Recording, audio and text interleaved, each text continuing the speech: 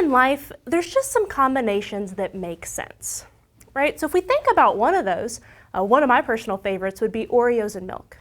Or if you're gonna have a warm cookie, if you don't like Oreos, you're probably gonna have a glass of milk along with it. Something like salty and sweet. Again, it's just a combination that works together to have a good outcome. Something like Angus cows on green grass. Or if you're a Gunsmoke fan, whenever you think of Gunsmoke, you probably think of Marshall Dillon and Miss Kitty. Now granted, there's some combinations that make sense that take a little longer to really wrap your mind around. Something like, say, watermelon and salt. Takes a little bit of time to say, okay, I'm gonna give that a try. Or something like sriracha and peanut butter. Again, it's a combination that works really once you get your mind around that it can work together. Another one of those combinations that can take just a little bit of time to really fully understand, but that truly work together, would really be our genetics and our environment. So as we think about this common equation that we see, the P equals G plus E, we're really taking a look at how the genetics of that animal and the environment play a role for the phenotype of an animal. And today we're really going to be digging in to this environment piece and how are we able to account for that as we think about phenotypes of animals and having EPDs as selection tools. Contemporary groups really come into play as we think about the environment. Like I mentioned, performance is a result of both the genetics and the environment. And our contemporary group really allows us to separate the effects of genetics from the effects of the environment. Now, the importance of contemporary groups to EPDs cannot be understated. So our EPDs are going to be a combination of several different factors, including the pedigree that we know on that animal, as well as the genomics that really help to define those pedigree relationships. We think about the animal's own performance, as well as any progeny performance that would be available. And both of those performance measures would be within their respective contemporary groups. So those contemporary groups are really taking that performance information and putting it on a level playing field. We'll dig deeper into that in just a minute. But first I want to address the question of why do contemporary groups really matter? And I mentioned this once, but it's really a way to account for the environmental and management effects. There's different environments all across the US, and there's different ways to manage animals. And so those different factors are going to have an effect on the phenotype of the animal. So how can we account for those? The other thing is that contemporary groups are really the cornerstone of the genetic evaluation. Without contemporary groups, we would not have the same value of the evaluation that we have today, as it allows the comparison among animals to be able to see the real genetic merit of those animals. I said it puts them on a level playing field, as it allows for fair comparisons as we account for the environment and those management differences. So let's dig in a little further into really what contemporary groups are, how to structure them, and then we're going to take a look at some frequently asked questions before we get to the live Q&A session. So the question of, okay, we know a contemporary group is important, right? It affects the phenotype or the performance of that animal. But what is a contemporary group? To put it very simply, it's just a group of animals that have had equal opportunity to perform. Keep this word equal in mind because we're going to dig into this further in several different spots throughout the remainder of this presentation. But really, as we think about this group of animals that have had equal opportunity to perform, we're looking at things like the same sex. So we need to compare heifers to heifers and bulls to bulls, right? There's a sex effect, and so we need to have our animals in their own contemporary group based on sex. We're also wanting to look at animals that would be a similar age. So there's an age window around a birth contemporary group of how wide that range can be, and that's to keep animals of a similar age within that group to be able to account for the environment and management. We're also taking a look at those management, so making sure those calves have been managed alike. They have the same environmental conditions, as well as the same feed resources available. If you take a look at those two pictures there at the bottom of the screen, and we think about those environmental conditions, and we think about feed resources that are available, I'd pose the question of, would that be a fair comparison to compare the animal on the left to the animal on the right? And the simple answer to that is no. There's a difference in those environmental conditions, as well as the feed resources that are going to be available. And so in order to be able to determine the genetic merit from the environment component, we need those animals to be compared within a contemporary group to be able to account for the environment component of that. So I said hang on to that word equal. As we think about equal opportunity, that is as important to making a proper contemporary group as about any other component of a contemporary group. So I want you to think about animals on your farm. Are there animals that have different feed resources available? Maybe you have two groups of bulls and you have a group of bulls that have performed quite well and you have others that need additional feed for whatever reason. Is that an equal opportunity to compare those two different groups of bulls? If there's different management between groups of animals on your farm, again, that would create an unequal opportunity, and so we would want those animals to be in different contemporary groups in order to determine the environmental effects on the performance. We think about animals that are chronics, or maybe they've been extremely sick at some point and they're behind because of that. That's something else that would be an unequal opportunity for those animals to be in the same group as other animals. So we'd want to separate off those chronics or extreme sick animals as they have not had an equal opportunity. And just one other would be, is there animals that have been separated off? Maybe there was a cow-calf pair and the cow got hurt, so you brought her up to the barn and you've managed them special where she needed more care. Think about all the different examples of reasons that animals would be separated off. And again, you're changing the environment, you're changing the management. And so as we do those things every day, it's important to make note of those so we can then have proper contemporary groups for animals to be compared. So we often get the question of, all right, so we know contemporary groups are important. We understand what they're supposed to be doing, but really, when do those begin to matter in an animal's life? And the simple answer to that is really whenever it starts, so at birth. Contemporary groups start whenever that animal is born, and that's going to be the group that follows that animal throughout the rest of its life. So that birth contemporary group is what builds to that weaning, right? So our weaning contemporary group is going to look back and go, okay, what information did we have at birth to know what groups animals need to be in? The same would hold true for yearling. So those yearling contemporary groups are going to look back at weaning and say, okay, who was in my contemporary group at weaning? And that's who's eligible to be in my group at yearling. So again, remembering, these contemporary groups all go back to birth. So having those groups right at birth is a very critical component to having quality contemporary groups. So I said that they start at birth, and I said that they're critical to have correct. And that's absolutely true, because I just said also that those build from birth to weaning to yearling. What you have to remember is that a contemporary group is never going to be larger than it is at birth. So for example, let's say you have a group of 20 animals that are all in the same contemporary group at birth. For whatever reason, you have decided to creep feed half of them at weaning, or from birth to weaning, and you did not provide creep feed to the other half. Those animals at weaning then, based on their management code, would be divided into two separate contemporary groups, right? So from weaning, that yearling contemporary group would then be looking back at weaning and saying, okay, we had two groups here. How does that now divide out based on the yearling information that we get in? So a contemporary group is really like a one-way street. They start at birth, and as animals leave that contemporary group, they're never able to go back because, again, contemporary groups are really focusing in on accounting for the management effects and the environmental effects. And so as those change and they're different, those animals can't go back with those other animals that they started with. So we know that they're important, we know that they start at birth, but really what forms those birth contemporary groups?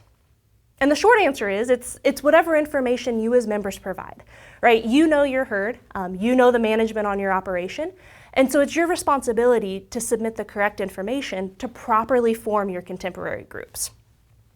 But as we think about some of those factors that have known influence on our performance of an animal, we want to take those into account. I mentioned this early on of having sex in different groups. So we're going to have our heifers in a group, our bulls in a group.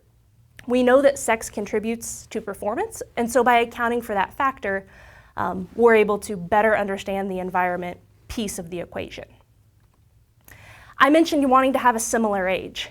For birth contemporary groups, there is a 90-day birth window around from the oldest calf to the youngest calf that's eligible to be in the same contemporary group. Again, as we're making those comparisons, we want it to be a fair comparison. And so having a defined age window helps to make those fair comparisons. Now we get into something known as birth type. There can be a lot of questions around birth types and how they really fit into building those birth contemporary groups. So based on the birth type, we would have two different groups. We'd have our natural calves that are going to include those natural sired calves as well as the AI calves. So they would be divided into one birth type, and then our ET calves would be divided into a second. So you're never going to have your natural calves and your ET calves in the same contemporary group. Now within our natural calves and our ET calves, those groups can continue to divide based on the information that you provide. So for example, let's really take a look at the conventional ET calves. We think about the recipients that are available, and they could either be a registered Angus recipient or a commercial recip, right? And so any ET calves that are reported out of a registered Angus recipient would go into their own contemporary group, and any that are reported as a commercial recipient or no information is provided are going to go into the commercial recipient group. I do want to make a quick note that any IVF ET calves, regardless of the recip type, so whether or not an IVF calf has a registered Angus recipient or a commercial recip, those are going to always be grouped with our commercial recips. We're going to get into more details about the recips and why those groups are formed that way in just a minute. But I want to talk about one other code that's going to be defining those birth contemporary groups. And this is what we call the birth group code. And this is being used to distinguish those dams that would have been managed differently during gestation, particularly the later portion of gestation. If you have dams, let's say you've pulled off your 2-year-old cows and you are going to be managing those a little differently than your mature cows, well then that would be a reason to use a birth group code to distinguish that difference during the later half of gestation. So why do we divide these groups by those factors? And I said that it was to really account for, again, that environment and management component, because we're able to account for those known sources of influence on performance, right? So we've mentioned sex a couple of times, but again, we know that there's a sex effect on performance. And so if we group the cows together and the bulls together, we're able to account for that effect. We're going to spend just a few minutes here really talking about the recip portion of this. So the ET recip, commercial versus registered, and the why behind why those are going to be grouped differently. So we know with birth weight that there's a maternal environment component to the birth weight of a calf. For a registered recip, we know more about that animal. We'd know the pedigree, any performance information that she would have available, as well as if she has had any natural calves of her own, to be able to know more about her maternal environment and the effect that that's having on the ET calf's birth weight. If we compare that to something like a commercial recip, we don't know her pedigree, we wouldn't know any other information about her, and so we're not able to account for that maternal environment. So because of that, those registered recips will go into one group, and then those commercial recip ET calves will go into a separate group. Now keeping in mind, any ET calves that are in a proper contemporary group from registered recips have the ability to have their performance measures, so that birth weight, weaning weight, type information to be able to use in the national cattle evaluation each week. So if they're from a registered recip and you report that, those calves are then able to use their birth weight and weaning weights in the evaluation, assuming they meet the criteria of a proper contemporary group to enter the evaluation. So I'm very visual, and we talk about building these birth contemporary groups, and there's a lot of different ways that they can be divided. And so I want to walk through a couple of examples really using a visual of the calves on your operation. How can we start to see them being divided? And the reason that we're going to do this is that often the question comes up of, well, why do I have so many contemporary groups? I submitted them in one group, why do I now have 6? Or why do I now have 5? And so we're going to walk through a few examples of seeing really how we start to answer those questions about building that birth contemporary and how that has an effect on the final contemporary groups that you see. So in this particular example, we're going to be taking a look at only natural calves. So only natural serviced calves, or natural service sired and AI calves. Our pink calves are going to be our females and the blue is going to be the male. So if you remember, one of the criteria for separating out birth contemporary groups is going to be sex. So just based on the females and the males, we're already going to have 2 contemporary groups from this particular group of calves. Now keep in mind, for many operations, 2 contemporary groups is sufficient.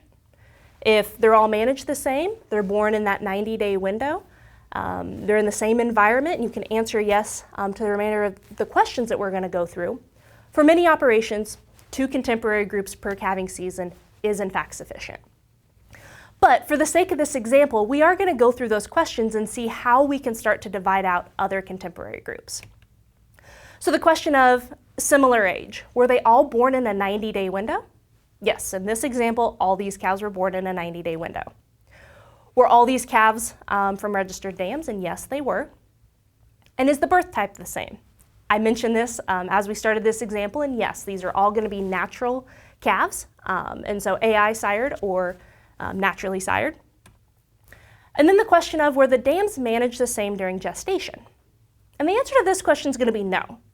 So let's take a look at how the effect of the birth group code, or looking at the dam management during the later part of gestation, affects contemporary groups.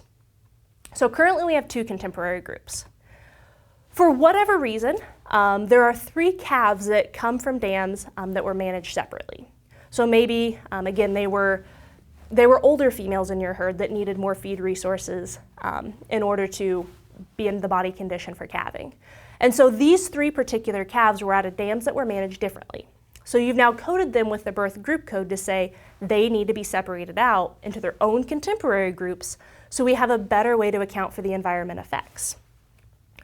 So what we now get based off this question is we move those 3 calves into their own contemporary groups, again within sex, and so now we have 4 contemporary groups from this example of 10 calves. Now as we think about another example, it's going to be a little bit more elaborate. We're going to take a look at an example that would represent many of your operations. So say that you have both AI calves and naturally sired calves, as well as ET calves.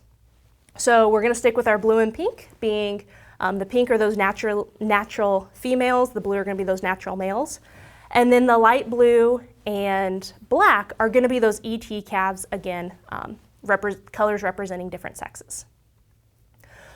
So we're going to start by dividing these out, again, natural versus ET, because I mentioned that our natural calves can never be grouped with our ET calves. And so they're going to automatically be grouped separately.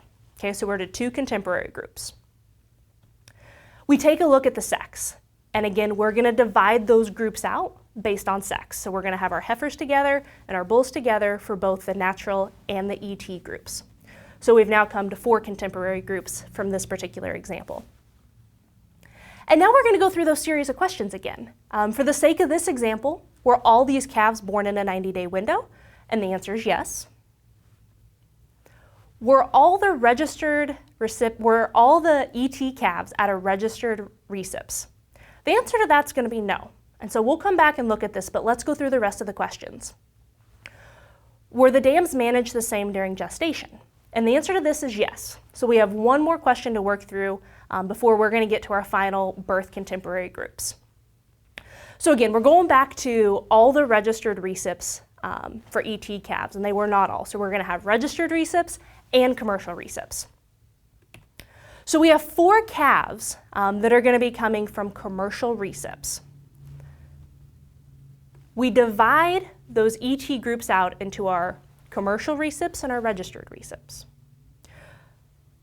Again, now we have 4 groups coming from our ET calves, 2 from the female, 2 from the male, and each male and female having a registered recip and a commercial recip dam group represented. And then from our natural calves, we have both a male and a female group.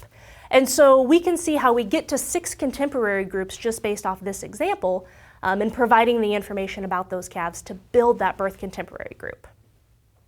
Okay, so keep this in mind as we're now going to build to those weaning contemporary groups. So again, these weaning contemporary groups build from those birth groups.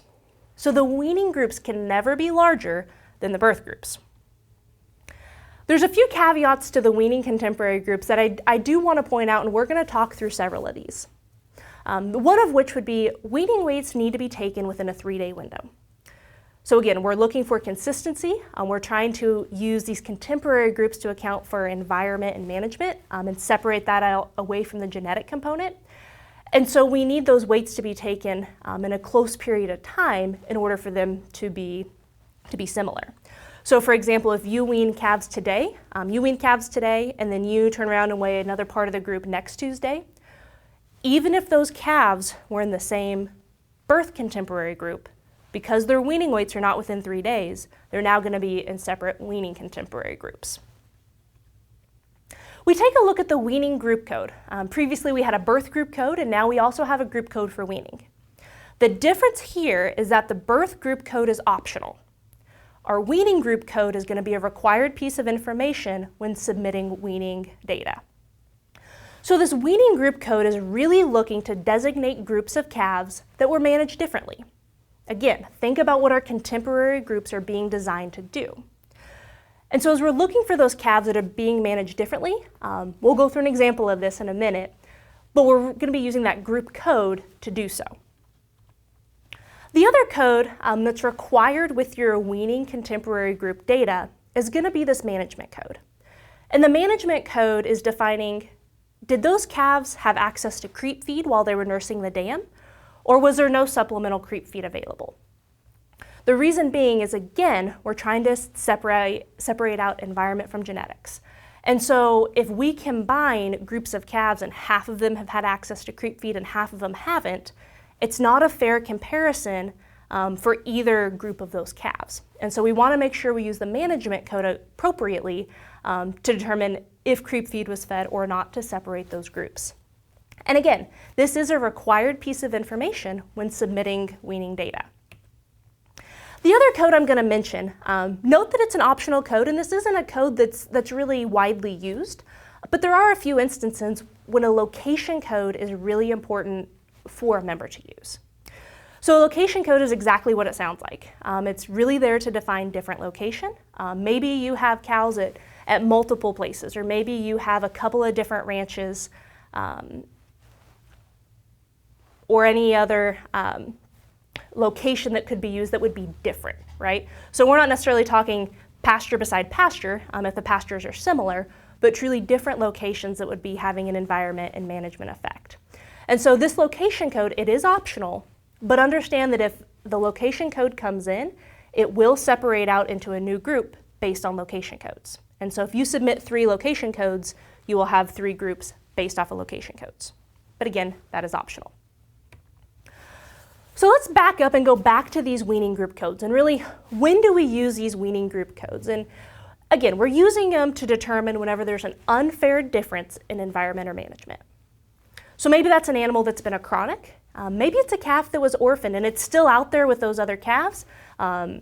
It's doing fine, but again, it hasn't had the same opportunity to perform since it was in fact an orphaned calf. For many of our juniors, maybe you have an animal that you've pulled out of the herd and you're going to show. Keeping in mind that's going to be a different environment and different management for our animals that we're showing. And so again, we'd want those animals to be separated off in order to account for the difference in environment and management. And so there's other examples of when to use those weaning group codes, but these would be the common ones that we would be seeing from you as members when you submit data. I do want to make one quick note on our weaning contemporary groups. So if you're a member that you carcass ultrasound your calves, pay attention here just to make sure we get this right for the carcass ultrasound data that would be coming in. As many of you are probably familiar with, our carcass ultrasound groups start with the weaning contemporary group. So again, backing up and remembering, our weaning contemporary groups are based on birth. And so making sure we have those birth groups right is going to continue to filter down and follow that animal throughout its entire life. And so it's very important to make sure that we have those birth group right, so then we can build our weaning group right for then the ultrasound data to process in the correct groups. So if an animal is not in the same weaning contemporary group, it's not going to be in the same ultrasound group. Also important to note that if you are a member who collects carcass ultrasound data, the weaning weights are required for those data to be able to process in the National Cattle Evaluation. So again, keeping in mind, making sure we have these groups structured right to get the most value out of those records that you're collecting and the investment that you're making, not only in those records and taking that ultrasound data, but ultimately in your entire herd and those selection tools. I do want to make a quick note. We've talked about contemporary groups, and we've talked about taking these measurements. And okay, weaning weight has a 3-day window, and we need, if you collect birth weights, what are the guidelines around these traits that we collect? The association does have a data collection guide available. And basically what this goes through is you can take a look at something like birth weight or ultrasound data or carcass data or something like scrotal circumference. And really, what are the guidelines needed to take that measurement, as well as what's the age restriction for each trait. So we're not going to go through this whole data collection guide in detail, but I do want to point out a few that are relevant to the conversation we're having this evening. The first is going to be birth weight. So birth weights should be taken with a scale, and they should be taken within 24 hours of birth.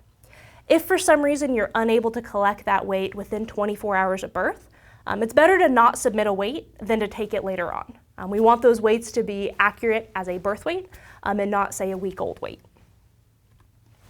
We look at something like weaning weight. Again, birth weight has the 1-day restriction.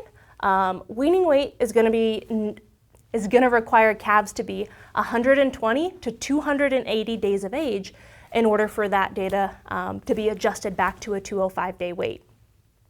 Again, as we think about contemporary groups, there's a 3-day weighing window for weaning weights. So again, if you take weights on half the group this week and half the group next week, those weights are not able to be in the same contemporary group because of the environment effect that we would be seeing based on the difference of a week for the weaning weight.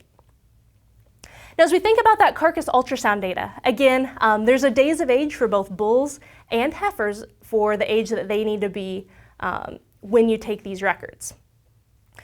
There's also a 3-day window for scanning, and the caveat with carcass ultrasound data is that scan weight needs to be taken within 7 days of scanning. So there's a 3-day window to truly scan the animals, but then the scan weight can be taken within 7 days of the carcass ultrasound scanning. And the final one we're going to take a look at is really the yearling weight. And again, there's that age range around 320 to 440 days to measure this trait. And again, there's that 3-day window to help define the contemporary group. So keeping these guidelines in mind as you're taking these records is important to make sure that the value that you're getting out of those records and the time investment you're making is able to be used to then help inform the evaluation to ultimately go back to your selection tools and be a part of the EPDs for both you and your customers. And the last thing that we're going to talk about before we get into the frequently asked questions section is really probably the biggest caveat that comes with contemporary groups. And that's how and when, notice the when with an exclamation point, records are submitted. So ultimately, the responsibility to create proper contemporary groups lies within you as an individual breeder. You know your operation, you know what happens on the day-to-day, and you know why you made the decisions that you did. So it's your job then to submit that information correctly to the association to then have that information to use in your selection tools. But truly, one of the most common reasons to create unnecessary contemporary groups is based on submission or process dates.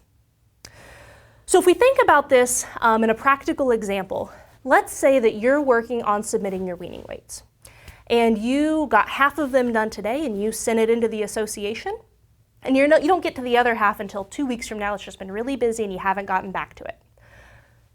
Not submitting that information on the same day and having the same submission and process date will be one of the reasons that you would have multiple contemporary groups. So if you submit 5 this day, 5 this day, and 5 this day, that submission and process date is going to create multiple contemporary groups. So we're going to dig into that just a little bit deeper on the next slide. So as we think about the how of how these are submitted, something like the paper forms, or our members who are AIMS users, or members who just use those spreadsheets and email them in, these forms of submission are going to create the contemporary group. So whenever we have a paper form come in, or we have that spreadsheet come in, it essentially puts a final stamp on that contemporary group and says, this is my entire group and I want it to process. Now maybe you only send in half the animals on that spreadsheet and you're going to send in the other half tomorrow. You want to make sure all that data comes in together, if it's going to come in this form, to make sure that it is eligible to be in the same contemporary group. The one caveat to how records are submitted would be AAA login. And as we think about submitting those birth weights, AAA login has the ability to essentially shelve your birth weights until you have all your calves reported. So if you start reporting those calves and you want to go check out your cart and go ahead and process the first group of them, you'll notice above your Submit Your Order option, it'll have a drop-down menu with a question of, are these birth weights the last calves to be reported for the birth contemporary group? There's an option of yes and no. If you select yes, that's going to send all your birth information on through to be processed, and that's going to cut off that contemporary group. If it's a no and you're not done submitting that data, but you want to go ahead and send the others through to sit on the shelf, then just select no, you can go ahead and check out, and those records will wait for one of three things. They will either wait for this question to be answered yes to then go ahead and process. Once a certain amount of time has passed for those data to need to come in, then they will automatically go ahead and submit, or whenever weaning weights are submitted. So again, keep in mind as you're submitting that data that if you submit 5 weaning weights, that's going to go ahead and process because of that submission date. So it's important to make sure as you're submitting those data that they do come in their proper full contemporary groups.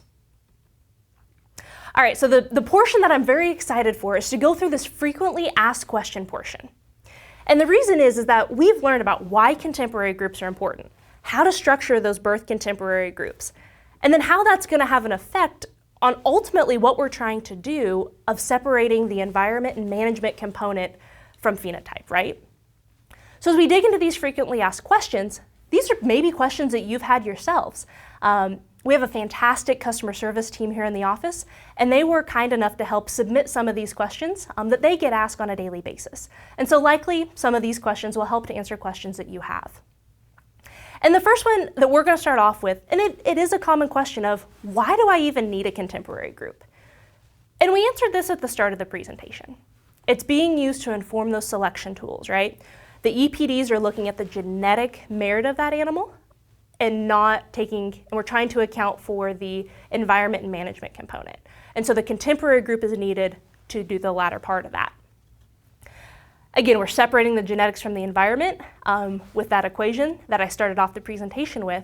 And again, we're looking to just account for the environment and management in order to make fair comparisons among animals. Okay, second question. How many animals are needed for a contemporary group to be useful? Absolutely a great question. And the answer to this simply is just the more that can be grouped together properly, the better. And the reason being, as we think about what contemporary groups are doing, they're making comparisons. And so if we have 2 animals to compare, we can make a comparison between those 2. If you have 10 animals to compare, again, you can make a comparison between all 10 of those.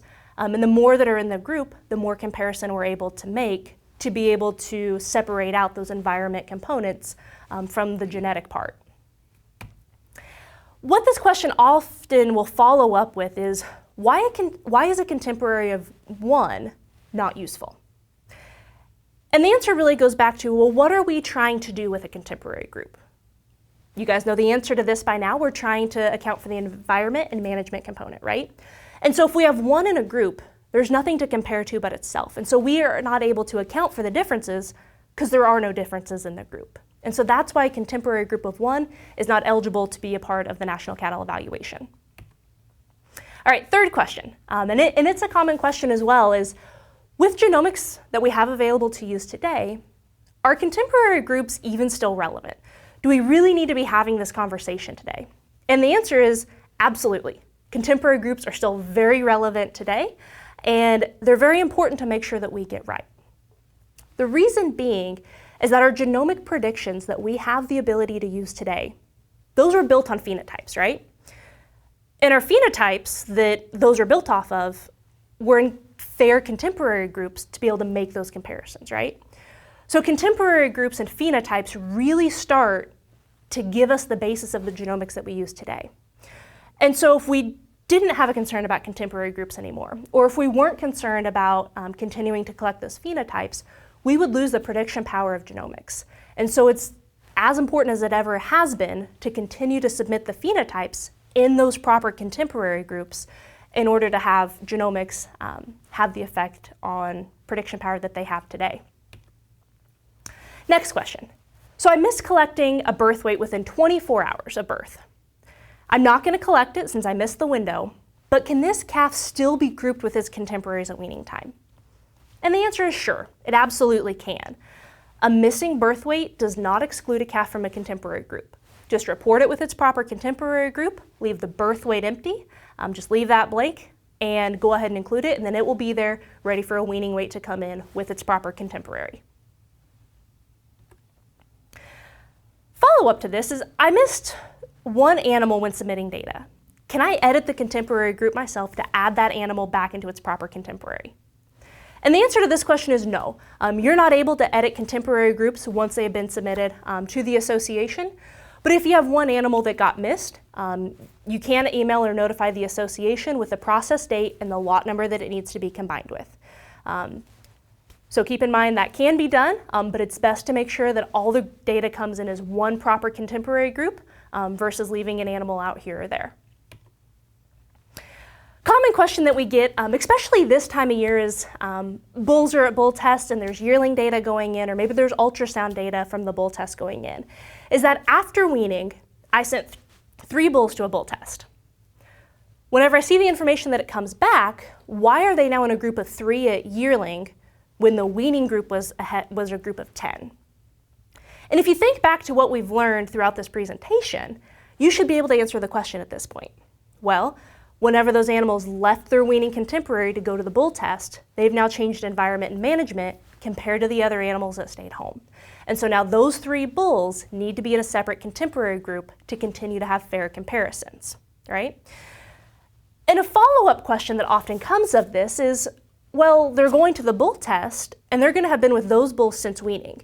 Can they be combined with those bulls at the bull test for their yearling measurements? And again, you should be able to answer this question of no, because the environment and management pre-weaning would be different. And so they didn't start in the same birth contemporary group, and so they're not eligible to be in any contemporary group after that together. All right, should I separate natural service and AI calves?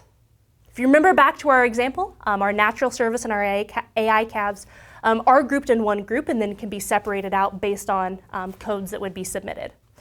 And the answer is, well, it's going to depend. Do you manage your calves differently if they're natural service or AI? If the answer is yes, you manage them differently, then absolutely they need to be in separate groups. But the more common answer is no, they weren't managed differently, then they need to stay in the same contemporary group.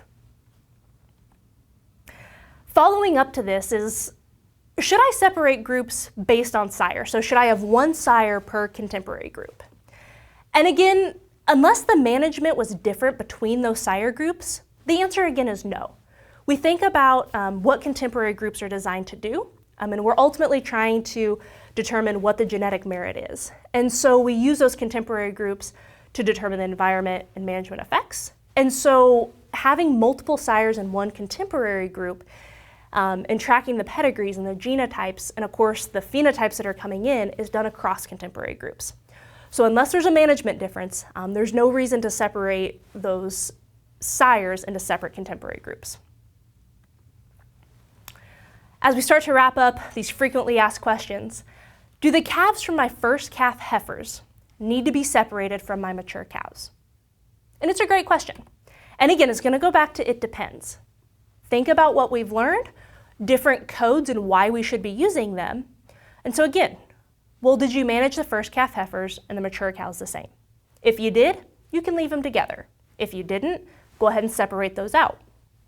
But if you're separating them because you want to make sure there's a fair comparison based on age of the dam, do note that there are adjustments made for the age of the dam for both birth and weaning weights, right?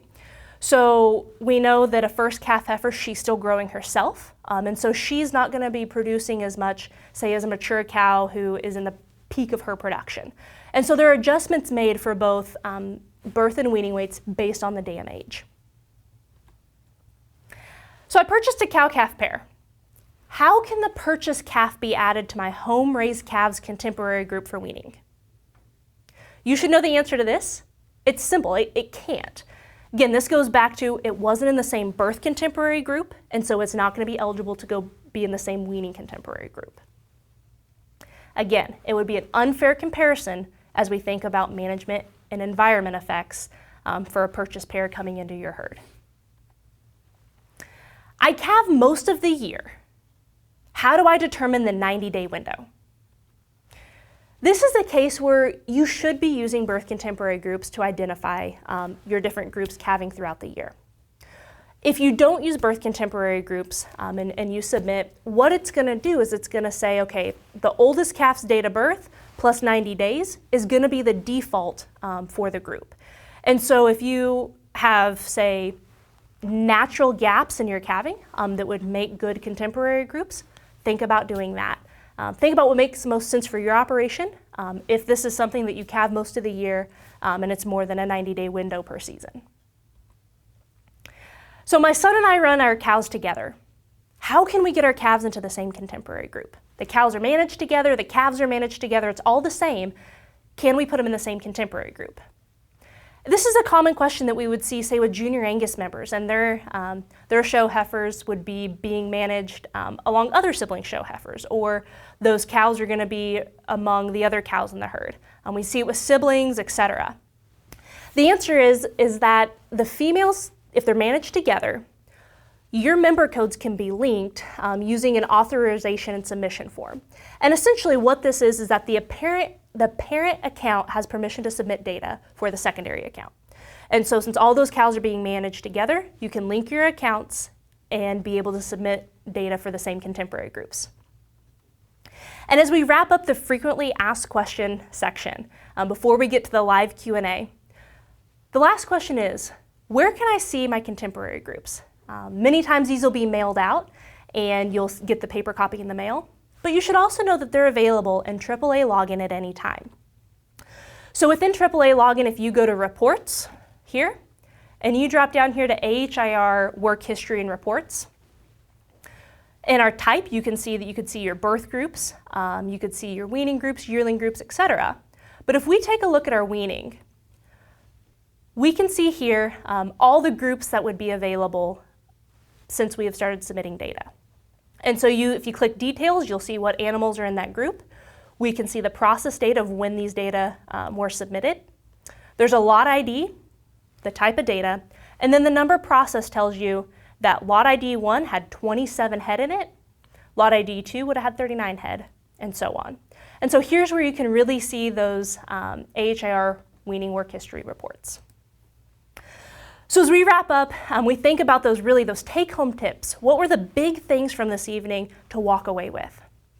Ultimately, the EPDs, to be good, robust EPDs, they're really relying on proper contemporary groups. As we think about that equation, contemporary groups are working to define that environment component.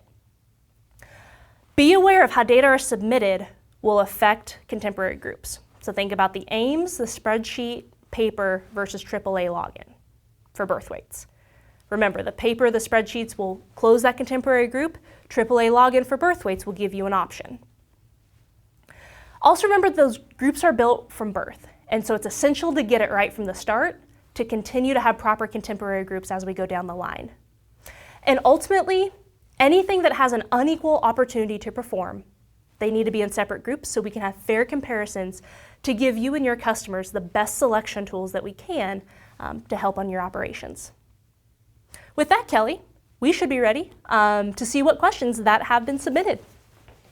Well, great. Well, great job, Esther. That was a lot of really good information for producers to utilize on farm. It's starting to wean, right? Fall calves right now. So crucial that we get all that data in correctly, because we know how important EPDs are to make selection decisions, to be able to market our bulls during bull sale season, and we sure want to do the best job we can do. Absolutely. So, we've had a few questions rolling in as you've been going through your presentation. Fantastic. And the first one we have here is, you talked a lot about similar environment and similar management.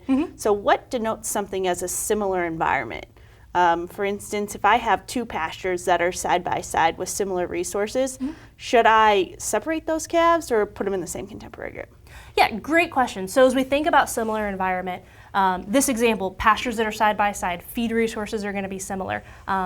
Put the pasture together, it'd be essentially the same. You just put a fence down the middle. Absolutely, put those calves together, as long as those dams are being managed the same. Now, if you have them separated because they're on different feed rations, that would justify different management to separate those groups. But if pasture's the same and supplement and feed's the same, you could definitely combine those. So maybe if I had a protein tub out with my young first calf heifers, I probably should separate them from my mature females if I haven't provided the mature females with a protein tub. Absolutely. Perfect. Next question we have here is, when we talk about weighing calves or doing ultrasound data, for instance, it takes a little bit longer for us to do ultrasound data, just a little bit longer time through the chute. Do I have to get all of them done on the same day? Yeah, so great question. If you remember back to earlier in the presentation, I mentioned that data collection guide that the association has. A lot of those guidelines are going to be on that data collection guide. But again, keeping in mind something like ultrasound data, it does take more time through the chute, and ultimately, if you have several head to do, you may not get them all done in one day. And so that's why that 3-day window is built in. You could take ultrasound data today, tomorrow, and Thursday, and those could all be grouped in the same group. Very good. Next question is around our 90-day birth date window. So we know that we have to have calves in a 90-day birth date window. So if I'm starting my calving season in January, I can group everything to the end of March, kind of in the same group. But their question is specifically that if I'm trying to put all the animals in the 90-day window, but I like to submit my calves as they come. I don't want to have to sit down 10 o'clock at night in the recliner and type all those in. If I submit them as I go, how do I make sure that they're not going to get divided up in the contemporary groups? Yeah, so great question. AAA login has the ability, if you use that to submit data, you can put in the birth weights, your sires, all your birth information to make those records. They're going to go to your cart. You can either leave them in your cart for a while, or if you want to go ahead and check out and process your cart, answer that question about no, you're not done. And then that will basically store those on a shelf, but they're out of your cart. And then those can be submitted whenever you do finish up the group. The other thing is that if you're using something like AIMS or spreadsheets, whenever those come in, that's going to define that group. And so make sure that you do in fact finish that spreadsheet before you submit it. So how long, if I'm going to put information in my cart and I'm going to come back tomorrow and then maybe it's come back the next day and come back the next day to finish all my birth and weaning records, how long will that information stay there for me? It's a good question. It stays for quite a while in the cart. I don't know the exact time frame, but it'll stay there, I think, 60 days-ish? 60 or 90 days, I think. So you have plenty of time to leave those in there, even for a couple of weeks if you need to. Perfect. I just don't want all my work all their hard work to get erased if they're leaving it sit in that cart too long. The next question we have there, is there any way for me as a producer to go into AAA login to actually see my different contemporary groups once I submit the data? Yep. So great question. Know that it was just on the slide right before the take-home tips. And those are going to be available after that data processes, so it's going to need to go overnight. Okay. But you'll be able to see those in the reports. You go to AHIR reports, and then you can see anything that has been submitted from your account. Perfect. So that should lay out how many animals were in each contemporary group, the differences in contemporary group, and then you can actually go in and see the ratios or the adjusted weights and things like that. Absolutely. Perfect. The next question that we have in here are actually about ratios. So are ratios generated from individual contemporary groups, or are they on a whole breed basis? Yeah, so great question. So our ratios are going to be based on a contemporary group, right? So Whole point of contemporary group is to make those comparisons. And so we're going to be making those comparisons within the group. So ratios are going to be based on a contemporary group. So if you have 6 contemporary groups, each one of those groups will have their own ratios based within that group. Perfect. And then hundreds average? Hundreds average. If I'm above 100, I'm above average. If I'm below 100, I'm below average within my contemporary group. Correct. Perfect. If first calf heifers were managed differently for the first 2 months after calving, does that mean they should have separate contemporary groups? Yeah, Kelly, I'll let you chime in on this one. Yeah, so when you think about first calf heifers, specifically if you're managing them through gestation differently or you're managing those calves differently leading up to weaning, we really should separate them. Now, the one thing that we should know is that I get the question a lot of times, people will call in and they'll say, well, should I basically separate my heifers all the time, right? Somebody told me that I should put my first calf heifers in a separate contemporary group 100% of the time. But if you're truly managing those first calf heifers, we can put them in the same contemporary group as mature females. That's why we have things like age of dam and age of calf adjustments, right? Yep. Those age of dam adjustments are going to be able to allow us to adjust up or adjust down, right, the birth or weaning weights, so that way we can compare them on a fair basis. You're exactly right. Perfect. Next question we have here is, does a calf who is a twin require a separate contemporary group code? It's a good question. The answer to that is no. No, they do not. They can be put right in there with the other contemporaries.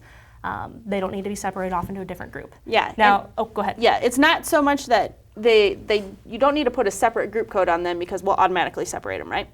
So when you go into, let's say, a genetic evaluation or something like that, those twin records actually don't get used in a genetic evaluation for EPDs. Now, if you don't want them ratioing within your group, right, for instance, for adjusted weights or for ratios within that individual contemporary group, you will have to separate them off. Yeah, and I would also add to that, if you have twins and they go on a foster dam, what you might notice is that will move that calf to its own contemporary group if it's been on a foster dam. So again, contemporary group of 1 won't go into the evaluation, but it is important to note, if they do have a foster dam, go ahead and submit that information. Perfect. Next question we have here, so bulls and heifers can never be in the same contemporary group? That's correct. That is correct. That is correct. We know that sex definitely has effect, right, on individual performance data, and we want to make sure that we separate them. And that's always has been done for genetic evaluations. So if I use tattoos and aims, will that be acceptable to submit online? So obviously if they have individual identification records in aims, they can use that as kind of their permanent identifier that they can then shift over to the association. I've already submitted some additional calves, or I've already submitted some of my calves. Are additional calves I add going to be put in a different contemporary group now for the rest of their lives? So question is, how did you submit that data? Is it through AAA login? It's just birth weights and you answered no to that question? If that's the case, then you can continue to add. Now, if it came in on a spreadsheet, or if there's weaning weights that came in with it, that would have defined the contemporary group, and that contemporary group is going to follow that calf throughout the entirety of its life. Perfect. So like you said earlier, try to make sure all of your data is in your cart, ready to be submitted before you click the OK button, right? And enroll those calves in HR, because if you have a different process date, you make a mistake like that, we can definitely help you if you make a mistake, but if you submit them on different days, know that that is going to break up your contemporary group. It sure does. You're going to have to do a little extra work if you do that one, right? Yeah. I sent in weights and I didn't receive a report. Why could that be? Yeah, so if you've submitted weights, there could be a couple of reasons why maybe you didn't get a report in the mail.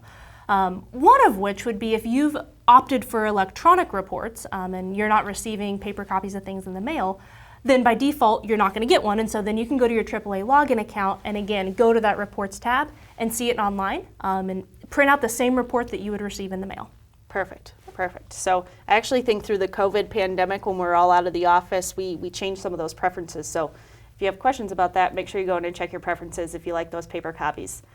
Another question, I think you touched on this briefly in your presentation, but it's around natural service and AI sires. Should I put them in the same contemporary group? As long as they're managed the same. Perfect. That's the caveat. Yeah. So basically, as long as you are giving equal opportunity to whatever calves in one group, we can put them in the same group. Yeah. Correct? Yep. Perfect. I have a question here, and it's around I have two sires that have really big marbling EPDs, and then I have another sire that has maybe a good EPD for a ribeye, but a low marbling EPD. Should I separate my calves in contemporary groups based on those EPDs? Yeah, good question. Nope. Again, what are contemporary groups designed to do?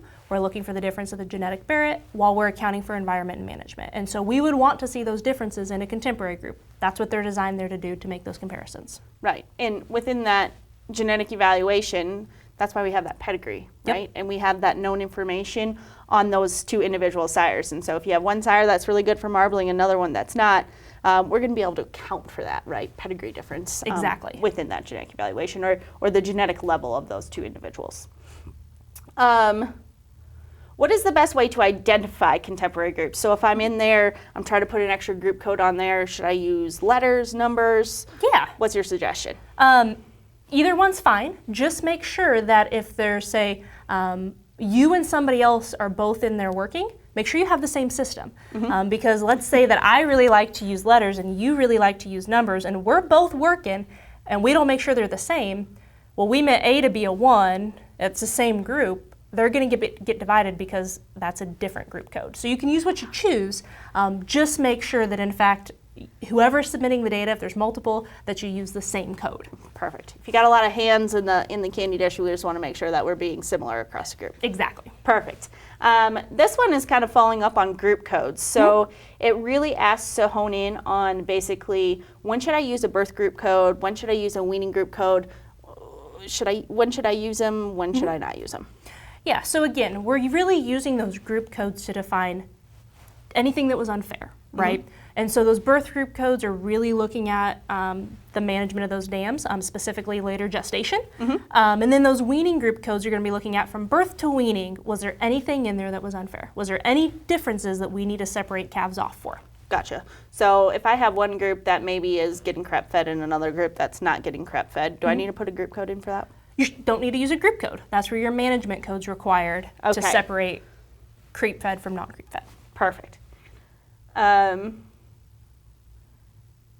And then another question that we just kind of talked about was right around the creep feeding location, right? So if I'm creep feed in one location, not the other, you have that specific drop-down code. It won't even let you submit, I don't think, weaning weight data unless you fill it in. Exactly. And so just make sure you put in if they were or not, and that will take care of separating those groups. Another question around group code. I've been using a group code for bulls and for heifers to separate my bulls and heifers. Is that a good plan? Do I need to do that? There's nothing wrong with it. There's no reason to, though, because sex is going to, based off what you submit, just sex in and of itself, we're going to group heifers and bulls together, whether or not there's a group code. Okay, so you do that automatically for me. I don't have to worry about that. Yep. Perfect. And that's actually the last question that we have available for right now. We're kind of running out of time, so we're going to wrap up. Thanks again, Esther, for all your knowledge. If someone didn't get their question answered, or you didn't get it typed in time, or you think of something while you're sleeping in the middle of the night, be sure to get a hold of Esther in the office. Call in, talk to our customer service representatives, talk to myself. We're more than happy to make sure that that data is coming in and it's as correct as it can be for our national cattle evaluation. So just a note here, Angus University will be back on April 26th, and we're going to be discussing cutting-edge reproductive technologies. We want to thank you for being here, and as always, fill out those surveys. Let us know how we can continue to improve, continue to provide really good information to you. And with that, we're going to sign off for the night, and thanks for being with us.